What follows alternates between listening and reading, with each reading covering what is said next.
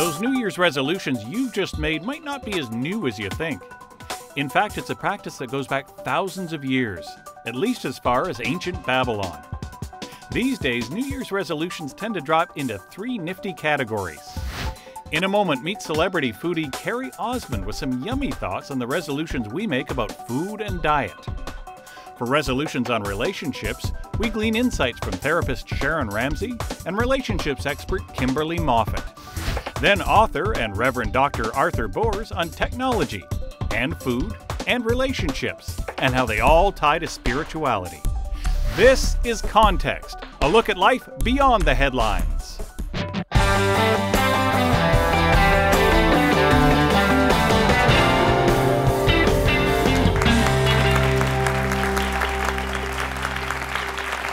Happy New Year, and thank you for joining us for our first episode of Context in 2013.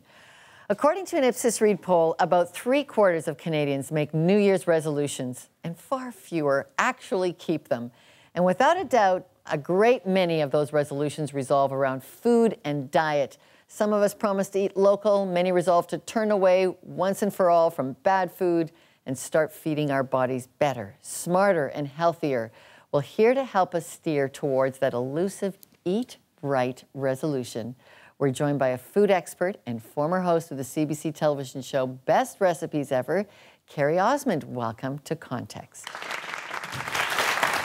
Hi, Lorna. Nice to see you. Thank you. Happy New Year. Happy New Year to you, too. Oh, boy. This is like tailor-made for me on eating right, eating healthier.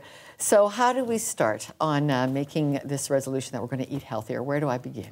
I would say it's that to get rid of that all or nothing mentality. You know, if you were to start at the gym, January 1st, you're like, I'm going back to the gym, and you work out way too hard, and then you're not going to go for the next 5 days because you're in so much pain, right?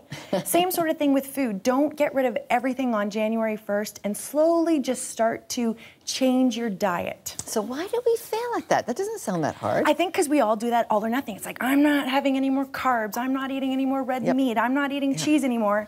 And then we have a bad day, and then we start eating it again, and then we're like, oh, we failed, so that's it, I'm over with it. Okay, so you told me how to start. Yeah. Gradually, gently with ourselves, but how do we keep at it? I would say that we're all going to have bad days, right? In meaning that if we have 7 or 10 great days, and then all of a sudden, you know what, I really feel like a milkshake or just something that is going to satisfy this craving that I'm having, it's okay. Don't beat yourself up over it. The next day, just start again. As opposed to being like, I failed, that's it, I'm over and done with it. It's something that's gonna take a lot of time. It's an attitude change. For instance, my father would never eat anything green. Oh, I was hoping you would talk about your dad. I love my dad. Kubasa guy. He had a Ukrainian deli. Yes. You guys learned to love food. Yes, I grew up in a catering kitchen and a deli, and I was just a little brat that ran around, but my dad would never eat anything green because his mom, sorry Nana, would just boil Brussels sprouts until they were great. And it's no wonder he doesn't like anything green, but he's had such an attitude change. He's embraced food. How? This is a guy decades. Because he's like, delicious is nutritious. He goes around the house chanting this, and it's just about making healthy substitutions. So cars run on fuel, right? And our bodies run on fuel too. And if we're putting processed foods in, bad foods, well, we're not gonna feel good, we're not gonna look good, and we're just not gonna operate well. But I think once you start eating healthy foods, you start to feel it through your veins and your body, and you just wanna keep going. You quickly whipped us up a sandwich. I did. Behind set. Okay, tell me what those healthy foods must have.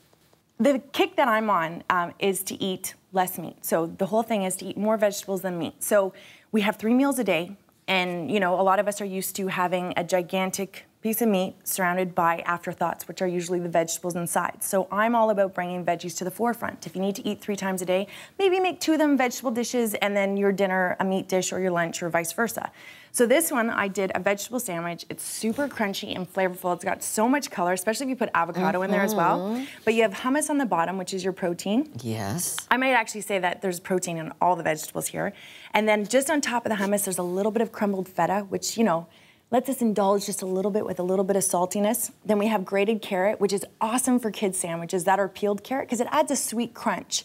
And then we have cucumber, tomato, some alfalfa sprouts, and a bit more hummus. All right, And I guarantee you're not going to get that 2 o'clock sort of, I don't want to work anymore. You're just going to be energized. So the busy mother's resolution to keep this kind of stuff in the fridge, prepped and ready. Like, this is a lot of work. It is a lot of work, but do you want to feel good? Do you want to look good? Well, right? So it comes down to planning, it comes down to organization, and to me, it's a lot quicker to prep and cook vegetables than it is to do like a big roast dinner or something like a big casserole. So it's about prepping. Some argue, oh, that prepping is expensive as well. No, it's buying the processed food that's expensive. You've taken this one to the bank, haven't you? You have figured it out. I have. Well, take for example, if you were to do tacos, right? So a beef, chicken, or turkey taco dinner. You have all the vegetables, and then on top of that, you're also going to have a pound of ground of some sort, which is going to add another $10 onto your bill. If you were to maybe cut the meat in half, substitute some beans in there, or pump it up with some mushrooms, it's actually going to cost... Your recipe's called for zucchini, too. I know. I love your recipes. I made these, well, for instance, I made these chicken burgers. So they're these little chicken burgers. And you know, if you take a pound of ground, you'll probably get about 4 burgers out of it, 3 big ones. If you were to add 2 cups of grated zucchini in there, you're going to stretch it to about 10 to 12 burgers.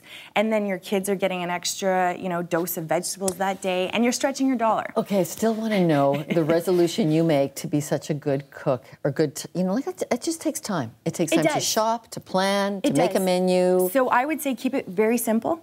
All the recipes that you find online and in cookbooks are all great, but instead, use fewer ingredients.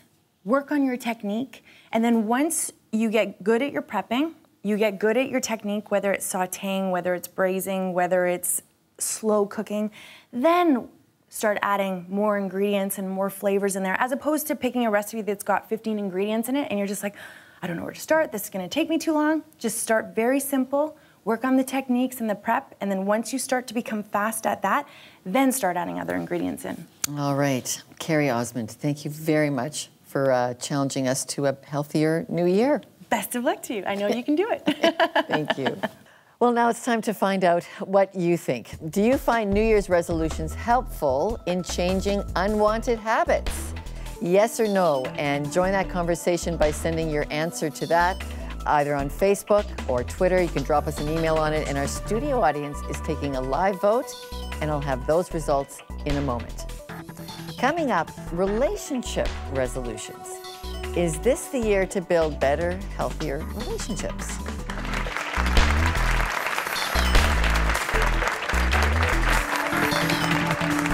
Sheldon New here in the heart of downtown Toronto. Happy New Year to those who are watching as well. And with the new year comes resolutions. And today, I took to the streets to find out from some just what their resolutions might be. A cleanse, maybe? A cleanse, and what about you? I have to say, I'm the kind of person who tinkers all year round on my personal habits. So really for New Year's, me is about taking better care of myself. Like it is every year, to go to the gym more and eat healthy.